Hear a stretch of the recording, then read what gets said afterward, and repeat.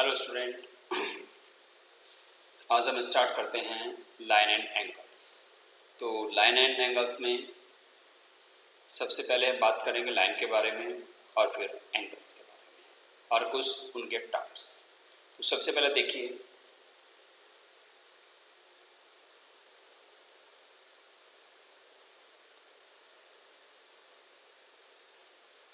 ये हमने क्या लिया है, एक पॉइंट। ये एक पॉइंट है, ये हमने बहुत सारे पॉइंट्स ले लिए।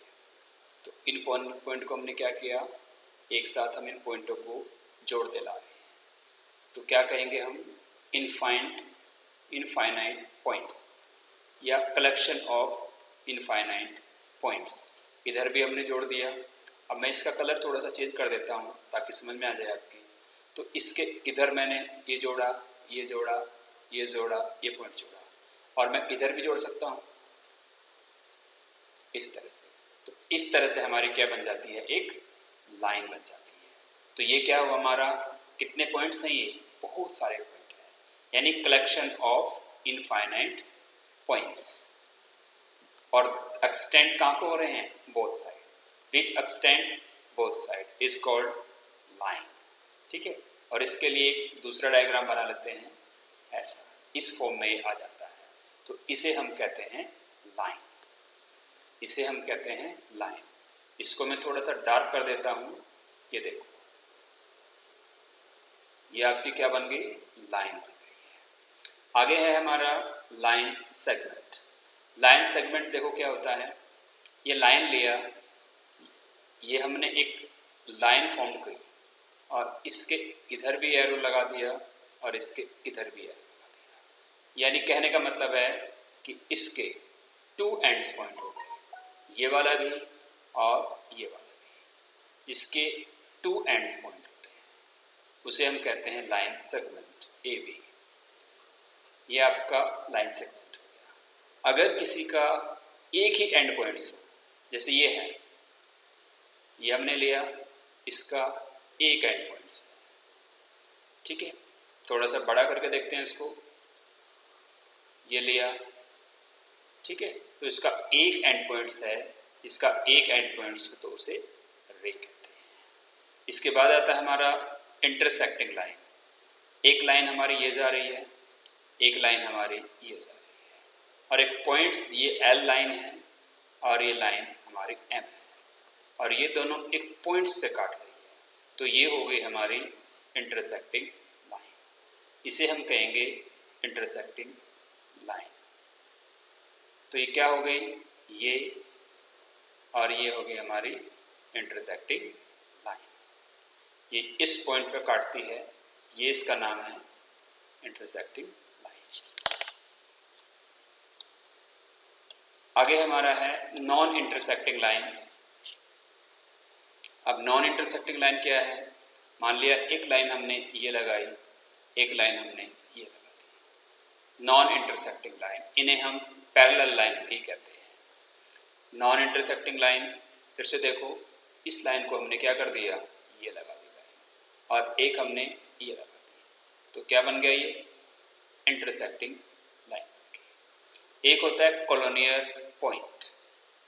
कॉलोनियर पॉइंट्स क्या होते हैं, अगर एक लाइन हो, एक लाइन ये, और इस पे इसी लाइन के ऊपर 3 और मोर देन 3 पॉइंट्स हो, 3 चाहिए या इससे ज़्यादा, 3 और more than 3 points are called collinear points. तो इन्हें हम क्या कहेंगे, कॉलोनियर पॉइंट्स।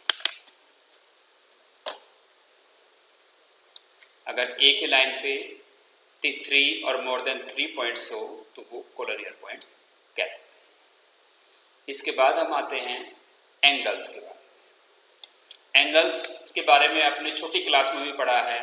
एंगल्स पहले देखो, एंगल होता क्या है। ये हमारी क्या है, आपको पता है, ये एक रे है। एक रे हमारी ये होती है, ये। अगर हम इनको दो रे को, यहाँ पे कौन से रे कहेंगे इनको, नॉन कॉलोनियर रे। एक लाइन में नहीं है, अगर हम दोनों नॉन कॉलोनियर रे को मिला दे तो एक एंगल फॉर्म होता है। अब इसके बाद हमारा आता है एक्यूट एंगल। एक्यूट एंगल हमारा क्या होता है, मोर देन 0 और लेस देन 90, तो वो हमारा एक्यूट एंगल बन जाता है। ऑब्टूज क्या होता है, मोर देन 90, मोर देन 90 और लेस देन, ये मोर देन है और लेस देन 180। इसके बाद हमारा आता है स्ट्रेट एंगल। स्ट्रेट एंगल में 180 डिग्री के एंगल को हम स्ट्रेट एंगल कहेंगे। आगे है रिफ्लेक्शन एंगल। देखो जैसे हमारा ये बना, यहाँ पे ये कोई एंगल बना, इसको x हम ले लेंगे, ये इस साइड के एंगल। देखो इसको फिर से थोड़ा सा डार्क करते हैं, ये वाला यहाँ से बाहर का जो हिस्सा है ये वाला एंगल जो दिख रहा है आपको, क्या है ये वाला हमने डार्क कर दिया बिल्कुल, तो ये है रिफ्लेक्शन। यानी हम इसको किस तरह से रिप्रेजेंट करेंगे, अगर हम 360 माइनस x कर दें, x ये एंगल है, it can be 40, 30, 50, 60 any other. अगर हम इसमें से 360 माइनस कर दें तो ये वाला एंगल हमारा निकल जाएगा। ये हमारा क्या हुआ, एंगल ऑफ रिफ्लेक्शन।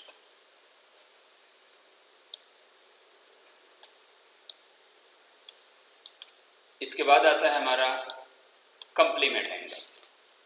कंप्लीमेंट क्या होता है, किन्हीं दो एंगलों का सम अगर हमारा 180 और 90 हो जाए तो वो होते हैं हमारे कंप्लीमेंट्री एंगल। कंप्लीमेंट्री इसमें क्या होता है, किसी भी एक एंगल का वैल्यू दे दिया जाता है और दूसरे का वैल्यू आपको फाइंड करना होता है। दूसरा होता है हमारा supplementary, it means sum of two angles is 180, ये आपका सप्लीमेंट्री।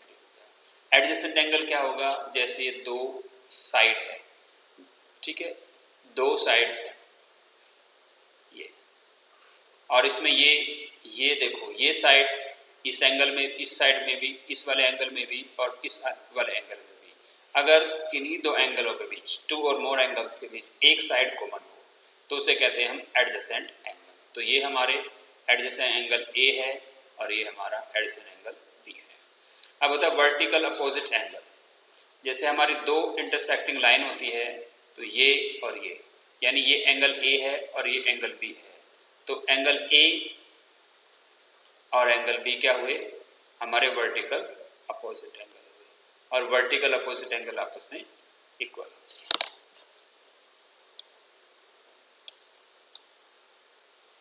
आगे है हमारा लीनियर पेयर। लीनियर पेयर में क्या है, एक लाइन हमने ड्रॉ किया और इस लाइन में एक ही वर्टिस पे जितने भी एंगल बनेंगे उनका सम 180, ए बी सी डी, या हम ऐसे बना दें ए और बी तब भी 180, और ऐसे बना दें, तीन बना ले, ये ए बी सी, ठीक है, डी डी, ठीक है, इस तरह से चारों ऊपर बना दिए थे, इसलिए हम यहाँ पे तीन ही एंगल बनाते हैं। देखिए ये ए बी सी, तो इन सब का सम कितना होता है 180, इसे हम कहते हैं लीनियर पेयर। अगर एक ही पॉइंट्स पे, एक ही वर्टिसेस पे एक स्ट्रेट लाइन, ये लाइन ऐसे भी हो सकती है, ठीक है, ये लाइन ऐसे भी हो सकती है, ठीक है, तब भी एक ही बात है, ये भी लाइन बन सकती है ये, और ये लाइन भी बन सकती है, ये लाइन भी बन सकती है और ये भी बन सकती है, ठीक है। तो इस तरह से हम इनको चारों को समझेंगे। तो क्या हुआ, ये तीनों मिला के एक लीनियर पेयर फॉर्म होता है।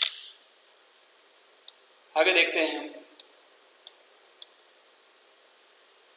अब है हमारा इसमें corresponding angles, alternate angles, interior, exterior, conjugative और को इंटीरियर एंगल्स।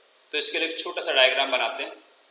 जैसे टू लाइन हमने बना ली, चलो लाइन थोड़ी सी बड़ी बन गई लेकिन इसको छोटा कर लेते हैं। ये हमने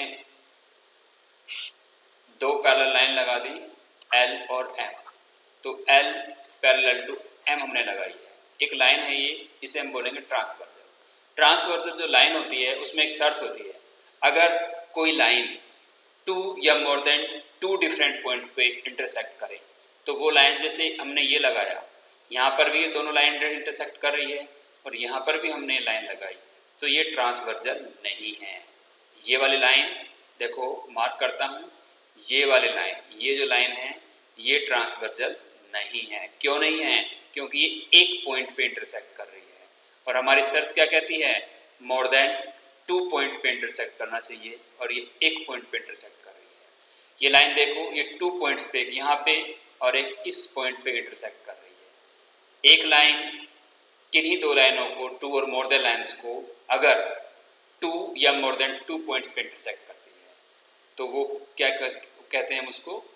ट्रांसवर्जल लाइन। तो ये हमारी ट्रांसवर्जल लाइन है, इसका नाम हम P ले लेते हैं, ये हमारा ट्रांसवर्जल लाइन है। अब इसमें देखो कोरस्पॉन्डिंग एंगल, अब ये हमारा आता है कोरस्पॉन्डिंग एंगल।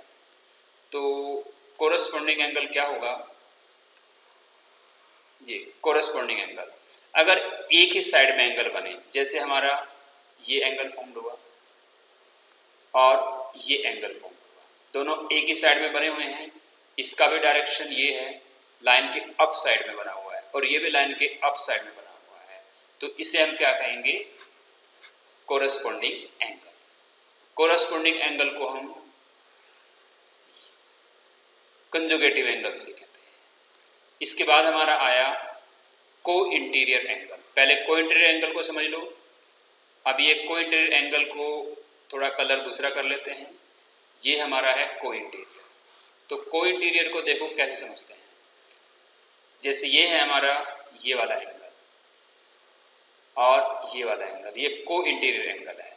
जैसे हमारा ये दो साइड हुई पैरेलल और एक ये साइड हुई, तो ये वाला एंगल और ये वाला एंगल, इन्हें हम को इंटीरियर एंगल कहेंगे।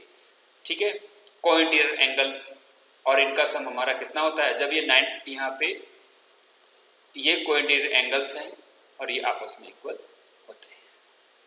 इसके बाद हमारा आया अल्टरनेटिव। ये हमारा अल्टरनेटिव इंटीरियर एंगल्स है। तो अल्टरनेटिव इंटीरियर एंगल्स क्या होते हैं? ये देखो, हम थोड़ा सा फिगर दूसरा बनाते हैं, इसके लिए थोड़ा सा और समझने की कोशिश करते हैं इसको अच्छे से। ये लाइन लगाई हमने, ये ट्रांसवर्जल लगाई, तो अब हमारा है अल्टरनेट इंटीरियर एंगल्स। ये वाला इंटीरियर मतलब अंदर वाला, ये और ये वाला एंगल, ये एंगल आपस में इक्वल है। Angle A equal to angle B कब है? जब ये L पैरेलल टू M है। अगर हम इसको ऐसे खींचते और ये भी हमारा इसके अंदर वाला, ये वाला एंगल और ये वाला एंगल, दोबारा से बनाता हूँ फिगर ताकि थोड़ा सा क्लियर हो जाए। जैसे हमने ये लाइन लगाया, ये लाइन लगाया, ये वाला एंगल और ये वाला एंगल, लेकिन इसमें हमने लाइन पैरेलल नहीं लगाई। दोबारा से रफ करते हैं एक बात को, और देखिए थोड़ा सा रफ करने में टाइम लग रहा है। हाँ, अब देखिए ये लाइन है और एक ये लाइन है, तो इसमें ये वाला एंगल, ये भी हमारे क्या है? Interior exterior angle, interior alternate interior angles है, लेकिन ये आपस में इक्वल नहीं होते। इसका रीज़न क्या है? ये आपस में इक्वल क्यों नहीं होते? ये भी ए है, ये भी बी है और लाइन इसी तरह से ट्रांसवर्जल कर रही है, तो ये भी आपस में इक्वल होने चाहिए, लेकिन यहाँ पे ये लाइन पैरेलल है और यहाँ पे पैरेलल लाइन नहीं है, इसलिए ये एंगल इसके इक्वल नहीं होगा। इसके बाद हमारे ये हमारे जो है इंटीरियर एंगल्स हैं, तो इसी तरह से ये वाला और ये वाला एंगल भी हमारा आपस में इक्वल है, क्योंकि ये L इसके पैरेलल है। अगर ये इक्वल नहीं होता, पैरेलल नहीं होती लाइन, तो ये एंगल दोनों इक्वल नहीं होते। तो इस तरह से हमने ये पढ़ा कोरस्पॉन्डिंग एंगल्स, अल्टरनेट इंटीरियर, और अब है हमारा अल्टरनेट एक्सटीरियर। एक्सटीरियर में क्या होता है? ये बाहर वाले एंगल, ये एंगल इक्वल टू इस एंगल के, ये क्या होगा हमारा? Alternative exterior angle. तो ये एंगल A है और ये B है, और तो ये A और B आपस में इक्वल है जब लाइन ये दोनों पैरेलल है, यानी L पैरेलल टू M वाली कंडीशन। तो ये इंट्रो क्लास हमारा खत्म होता है लाइन एंड एंगल्स का। नेक्स्ट क्लास में हम एक्सरसाइज 6.7 को पढ़ेंगे।